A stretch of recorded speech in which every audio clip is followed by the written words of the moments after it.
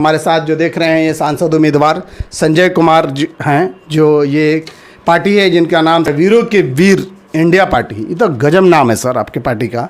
और इसके राष्ट्रीय अध्यक्ष जी हैं जो श्री लालजी भाई बोदर, ये मत समझिएगा निर्दलीय उम्मीदवार हैं और ये रिटायर्ड फौजी हैं।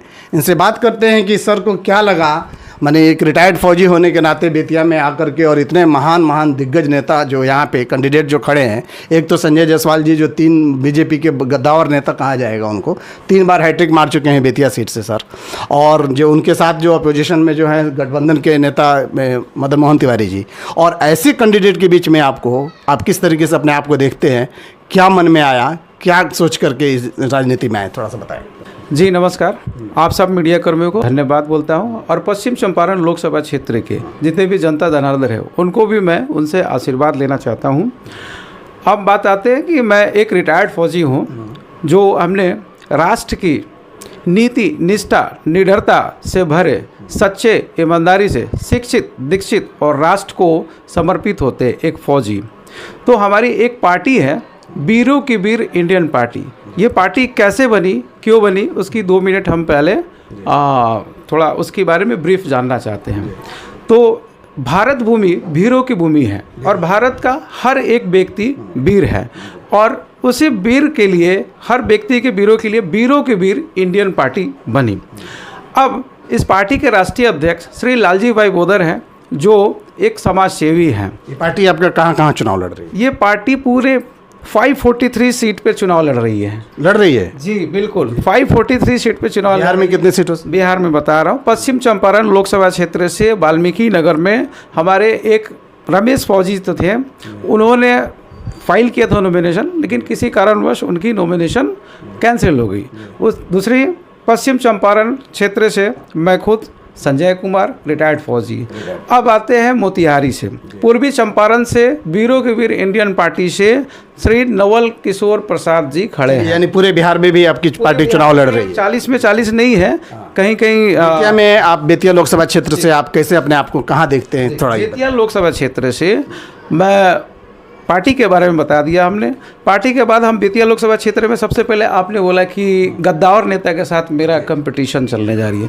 तो ये देखिए, गद्दार नेता जनता जनार्दन से ही बनाती है। जो जनता है वो किसी को भी गद्दार बना देगी, और वो जनता चाहेगी तो उसको नीचे भी गिरा देगी। दूसरी बात ये है कि उन्होंने 3 बार उन्होंने MP बन चुके, अब चौथी बार हैट्रिक मार चुके हैं, अब चौथी बार वो MP के लिए फिर चुनाव लड़ रहे हैं।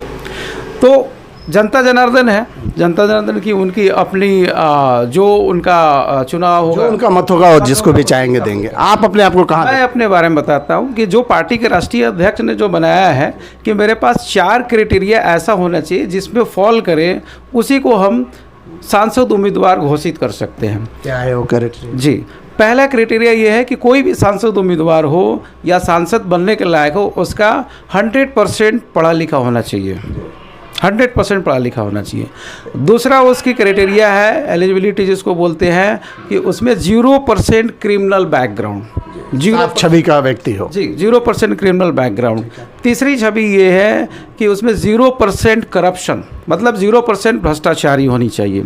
चौथी क्राइटेरिया उसकी ये है कि राष्ट्रभक्त 101%, नॉट 100%, 101% राष्ट्रभक्त होना। राष्ट्रभक्त तो सभी पार्टी अपने आप को बोलती है। बिल्कुल। अब राष्ट्रभक्त की डिफिनेशन बता देते हैं, थोड़ा इसके बारे में बताते हैं कि सांसद अभी हैं कितने, इसमें कहाँ से कितने आते हैं। जो 100% एजुकेटेड है, आज भी संसद भवन में 30% अनएजुकेटेड सांसद हैं 543 में। 543 में कितने? 30%। सबसे ज़्यादा संख्या किस पार्टी की है ये हम नहीं बता सकते, 30% सांसद हैं। दूसरी करप्शन में आई है, करप्शन में 50% क्रिमिनल बैकग्राउंड में 50% क्रिमिनल बैकग्राउंड के सांसद है, जिसके ऊपर कोई ना कोई केस लगा हुआ है। फिर उसके बाद में आइए 0%, जहाँ करप्शन एक रिटायर्ड फौजी है वही सांसद में जाएंगे। तो 90 में तो जो जिसके जितना बड़ा करप्शन है और जितना बड़ा माने जो क्रिमिनल है, उसकी तो उतनी ही वाई होती है। वो क्या बोलते हैं उसको कि बाहुबली बोला जाता है, बाहुबली नेता बोलते हैं। तो यहाँ एक और वही लोग ज़्यादा जीतते हैं। बात सही है। देखिए, ये राजनीति स्टंट है। आप बाहुबली बनाइए, ऐसे राजनीति में आपका एक जो मत है, वोट है, वो एक प्रधानमंत्री के वोट के वैल्यू के बराबर है। अब जो लोग इस चीज़ को नहीं समझते हैं तो उनको तो लगता है, या उनको इस तरह का माहौल क्रिएट किया जाता है कि उनको लगता है कि हमारे एक वोट से क्या होगा। तो वो एक बाहुबली, जो आपने बोला कि बाहुबली ज़्यादा इंपॉर्टेंस देता है, लोग सीधे साधे लोगों को नहीं इंपॉर्टेंस देता है। मैं ये कहना चाहता हूँ जनता ही इस चीज़ को चुनाव करेगी कि अगर उस लेवल का जनता सोच ले तो फिर बाहुबली का कोई जगह नहीं होगा। जो जैसा है उसी तरह उनको आना पड़ेगा। एक और फौजी की बात हम करेंगे, जो पिछले जो 2019 के शायद इलेक्शन था, जो बनारस के, जो जहाँ प्राइम मिनिस्टर जो हमारे चुनाव लड़ रहे थे, वहाँ पे क्या फौजी नाम था? तेज प्रताप यादव, शायद तेज बहादुर यादव नाम था। BSF के थे। क्या देखते हैं, उनका नॉमिनेशन तक रद्द हो गया था, आप किस तरीके से देखते हैं? जी, उनकी नॉमिनेशन रद्द हो गई 2019 में। बनारस से उन्होंने अपने फाइल होने का कारण क्या है? प्राइम मिनिस्टर सामने तो देखिए, मैं नहीं बता सकता हूँ कि कारण क्या है। कारण अब जो भी हो, लेकिन एक फौजी खड़ा हो रहा है तो उसको चुनाव लड़ने का देना चाहिए मौका। अब हो सकता है सिचुएशन अभी भी 2024 के इलेक्शन में भी हुआ है। जो श्याम रंगीला, जो माननीय प्राइम मिनिस्टर जो है हमारे नरेंद्र मोदी जी है, जिनकी मिमिक्री करता है वो, उसकी भी नॉमिनेशन रद्द कर दी गई लास्ट टाइम में। क्या कहेंगे इसको? देखें, जानते हैं? अब इसके अंदर में तो हम जाके नहीं जानते हैं इस न्यूज़ को। हाँ, न्यूज़ जानते हैं, लेकिन एफिडेविट जो दी जाती है जिसमें नॉमिनेशन एक्सेप्ट भी किया जाता है और रिजेक्ट भी किया जाता है, तो हो सकता है कि वो जो एफिडेविट जो उन्होंने दिया नहीं किया हो, क्राइटेरिया पूरा नहीं किया, तो किसी का भी फाइल रद्द हो सकती है। किसी का नॉमिनेशन जो बुला करके बोला कि नहीं, हमारे साथ धोखा हुआ है, कहीं ना कहीं ये जांच का विषय है। ये भी हो सकता है, जांच का विषय है, इस पर जांच किया जा सकता है। लेकिन अभी हम आते हैं कि हम अपने पार्टी के बारे में और अपने बारे में आते हैं। मेरी जो पार्टी है, ये पार्टी पूरे इंडिया में 543 पर लड़ रही है, लेकिन बिहार में कुछ सीटों पर लड़ रही है, कुछ सीटों पे रिजेक्ट भी किया गया है। आप अकेले लड़ रहे हैं या फिर किसी के साथ गठबंधन है? किसी के साथ गठबंधन नहीं है। ये वीरों के वीर इंडियन पार्टी इंडिपेंडेंट है और ये पूरे देश में ये पार्टी लड़ रही है। पूरा सीट कहाँ तक माने जीत पाएगी? कुछ क्या उम्मीदें है आपकी पार्टी की? ये तो जनता बताएगी। कुछ ये अपना होता है ना अनुमान, जहाँ पे कि हमने यहाँ पे काम किया, चाहे यहाँ पे इस तरीके से काम किया है। आप बताएंगे, आप अभी रिपोर्ट ले रहे हैं, वो आप इसके 6 विधानसभा क्षेत्र में जाइए और वहाँ पूछिए कि भाई कि जनता अगर आपको माने चुनना चाहे वोट, तो किस पर्पज से आपको वोट देगी? क्या आपकी माने उनके अंदर प्राथमिकता होगी? क्या वही सबसे प्राथमिकता है कि ये जो फौजी है आपके सामने 100% पढ़ा लिखा, 0% क्रिमिनल बैकग्राउंड, 0% करप्शन बैकग्राउंड और 101% राष्ट्रभक्त देशभक्त क्यों है वो मैं थोड़ा बता देता हूँ। तो आप हैं, फौजी का टैग लगा हुआ है, लेकिन हर आदमी, आप काम कर रहे हैं आप भी देशभक्त हैं, एक स्कूल का टीचर है वो भी देशभक्त है। लेकिन देशभक्त में एक अलग से डिफिनेशन में दे रहा हूँ। सपोज करिए कि हम लोग जो राष्ट्र फौजी है वो अपने हर चीज़ को त्याग करके, बाल बच्चा हर चीज़ को त्याग करके एक अलग जगह पे जाके और वहाँ पर एक मिशन को पूरा कर रहा है, और वो मिशन को पूरा करके एक अनुशासन के साथ कर्तव्य निष्ठा से वो अपने चीज़ को पूरा कर रहा है, तो उसमें एक त्याग की भावना है, उसके अंदर एक बलिदान की भावना है, मरने तक के लिए तैयार है। सामने बॉर्डर से गोली आ रही है, उसके लिए खा रहा है, तो ये गोली जो लेने के लिए तैयार है उसको बोला जाता है कि राष्ट्रभक्त और देश प्रेमी, जिसको पैट्रियोट बोलते हैं। तो वो एक अलग डेफिनेशन आता है, वो इसमें फौजी 100% है। आप कब रिटायर हुए हैं जरा ये? जी, मैं पिछले साल रिटायर हुआ। पिछले साल रिटायर, यानी पुलवामा अटैक में आप थे सर्विस में? जी, पुलवामा जो अटैक हुआ उसमें जो शहीद हुए जो इतने सारे सैनिक, तो आप किस तरीके से देखते हैं उसको? देखिए, पुलवामा में जो भी हुआ गलत हुआ, ऐसे हमारे सैनिकों के साथ नहीं होना चाहिए। जिस तरह के घात लगा के किया गया ये निहायत ही गलत है। बट जो अफसोसनाक बात यह है कि जो सत्यपाल मलिक जो राज्यपाल थे वहाँ के, उन्होंने अभी जो एलिगेशन लगाया था उसके बारे में कुछ जानते हैं? उसके बारे में हम नहीं बताना चाहेंगे, ना हम उसके बारे में बात करेंगे। जानते हैं उसके बारे में पूछिए, और मैं क्यों लड़ रहा हूँ, किस लिए लड़ रहा हूँ। फौजी को लेकर के सारे लोग माने ये हो जाते हैं, काफ़ी फौज का जब नाम आता है तो सारे लोग बहुत मोहब्बत की और इज्जत की निगाह से लोग देखते हैं। इसलिए मैंने चाहा कि जब फौज की बात आ रही है तो उसको किस तरह, उसके बारे में हम नहीं बताएंगे। फौजी जो होते हैं हमारे, ये चारों क्राइटेरिया है। अब जनता जो है वो जनता इस चीज़ को डिसाइड करेगी कि भैया हमारे पास जो सांसद पहले से हैं वो क्या है। जो पूरे देश में 543 सांसद में जो है हमने बता ही दिया कि सांसद में आज भी 30% अनएजुकेटेड है, 50% आपका क्रिमिनल बैकग्राउंड है। जी सर, मैं आपको रोकना चाहूँगा, क्या लग रहा है आपको इस चुनाव में क्या मुद्दा क्या रहेगा? मतलब जनता के सामने क्या महंगाई मुद्दा रहेगा या भ्रष्टाचार, या फिर क्या मुद्दा होगा इस बार के चुनाव में? ये देखिए, महंगाई और भ्रष्टाचार, इस चीज़ में कोई लॉजिक नहीं है। नहीं है, कोई लॉजिक नहीं है। लॉजिक का बात ये है कि अगर हम लोग की पार्टी आती है, जो हमारी पार्टी आती है, सबसे पहले MP और MLA का पेंशन बंद, सर अगर विधायक है तो विधायक का पेंशन अलग मिलता है, फिर सांसद बनते हैं तो फिर अलग मिलता है, ये सब अलग अलग मिलता है। अलग अलग पेंशन। दूसरी बात कि मैं कोई नेता नहीं हूँ, मैं देश का बेटा हूँ। नेता जो होते हैं वो उनकी नेता का अलग पहचान होती है, और जो देश का बेटा है, राष्ट्र का बेटा है, समाज का बेटा है, तो हमने राष्ट्र का सेवा किया, अब उसके बाद समाज की सेवा के लिए हम आए हुए हैं। हमें ये जिम्मेदारी मिली है कि भाई आप जाइए और अपने समाज का और अपने मातृभूमि का आप सेवा कीजिए। वोट आप किस ग्राउंड पे मांग रहे हैं, मतलब जनता से यहाँ की डेवलपमेंट के ऊपर मांग रहे हैं कि महंगाई के ऊपर, क्या आपके मन क्या यही सिर्फ मंशा है क्या? हमारी जो वोट मांगने का है, सबसे पहले कि आप, एक होता है KYC, बैंक में जाते हैं ना, नो योर कैंडिडेट, सेम उसी तरह नो योर कस्टमर, सेम उसी तरह आप जनता हैं, आप सबसे पहले जानिए कि नो योर कैंडिडेट, कितने कैंडिडेट है और आपको देना उसी कैंडिडेट में किसी एक को वोट देना है आपको। तो आप अपने कैंडिडेट को देखिए कि वो कैंडिडेट का पृष्ठभूमि है क्या, और जो पहले से है उन्होंने क्या क्या किया, आप उनसे रिपोर्ट लीजिए। हम तो अभी आए नहीं हैं, अगर अगला आप आते हैं और 5 साल बाद मुझे आप जनता यहाँ पर मुझे आशीर्वाद देती है, उसके बाद आपका पूरा हक है कि मेरे से रिपोर्ट लेने के लिए, किसी का भी। और आपके हिसाब से क्या मतलब रहेगा इसमें, इलेक्शन में खास क्या मुद्दा रहेगा? मैंने पूरे भारतवर्ष की बात कर रहा हूँ मैं, जो इलेक्शन हो रहा है इसमें क्या मुद्दा, बेसिक मुद्दा क्या बनने वाला है? जैसे कि अभी तो बहुत सारे राम जन्मभूमि बन गए, बहुत सारे काम हो गए, मतलब मोदी जी की काफ़ी उपलब्धियाँ गिनाई जा रही है, गारंटी है। आप मोदी की गारंटी को किस तरीके से देखते हैं?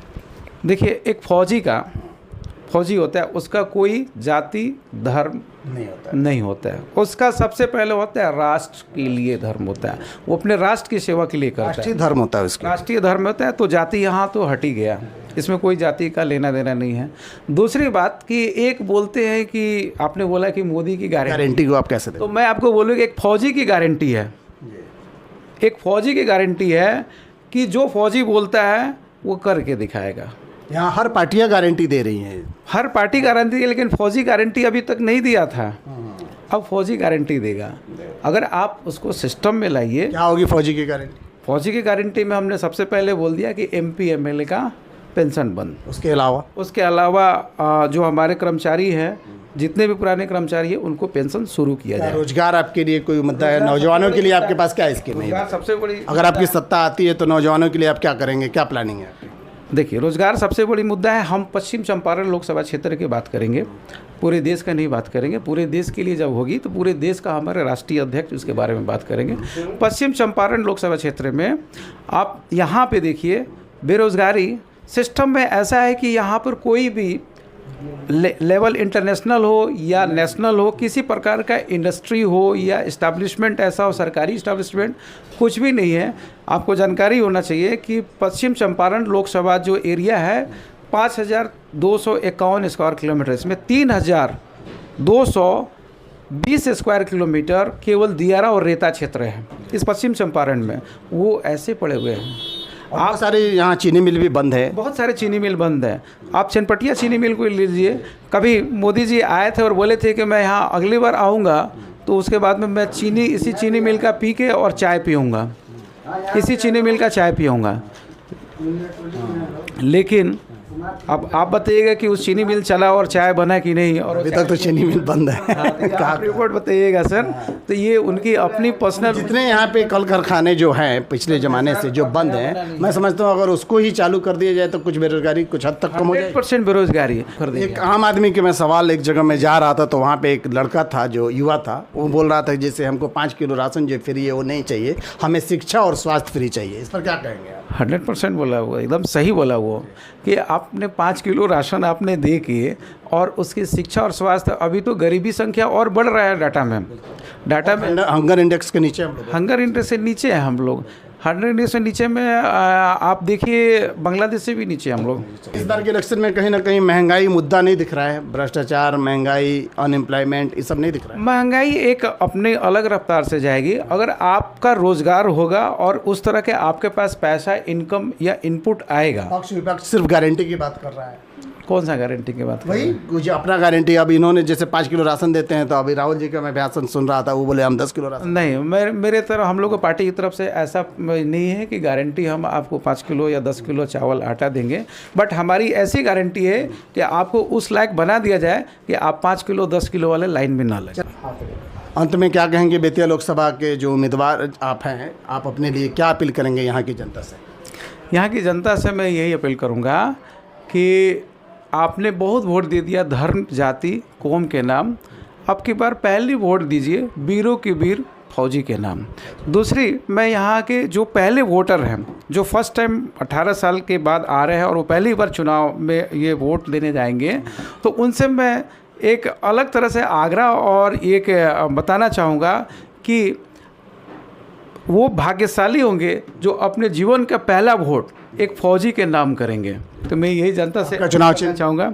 मेरे चुनाव चिन्ह ये है सर, हीरा छाप है और ईवीएम के मशीन में क्रम संख्या 4 पे हीरा छाप। संजय कुमार रिटायर्ड फौजी है जो वीरों की वीर इंडियन पार्टी से चुनाव पश्चिम चंपारण लोकसभा क्षेत्र से। चलिए, उम्मीद करते हैं कि बेतिया की जनता को आपकी बात जरूर अच्छी लगेगी।